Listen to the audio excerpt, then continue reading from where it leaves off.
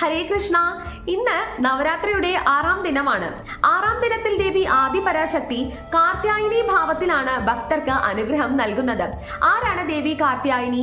കാർത്യൻ എന്നുള്ളൊരു മുനി ഈ ലോകത്ത് ജീവിച്ചിരുന്നു. അദ്ദേഹത്തിന് പുത്രിമാരില്ലാത്തതിന്റെ ദുഃഖം വളരെ വലിയ രീതിയിൽ തന്നെ ഉണ്ടായിരുന്നു. അതുകൊണ്ട് ദേവി ആദിപരാശക്തിയെ തന്നെ പുത്രിയായി ലഭിക്കാനായിട്ട് ദേവി ഉപാസനകളിൽ ഏർപ്പെടുകയുണ്ടായി. അങ്ങനെ അദ്ദേഹത്തിന്റെ വലിയ രീതിയിലുള്ള ഉപാസനയിൽ ദേവി ആദിപരാശക്തി പ്രീതിപ്പെടുകയും അദ്ദേഹത്തിന്റെ മുന്നിൽ പ്രത്യക്ഷയാവുകയും ചെയ്തു. മാത്രമല്ല തന്റെ പുത്രിയായി അവതാരമെടുക്കാമെന്ന വരദാനവും നൽകി. അങ്ങനെ കാർത്യമുനിയുടെ പുത്രിയാവുന്ന ദേവി ആദിപരാശക്തി കാർത്യായനി എന്ന നാമത്തിൽ ഏവർക്കും അറിയപ്പെടുന്നു.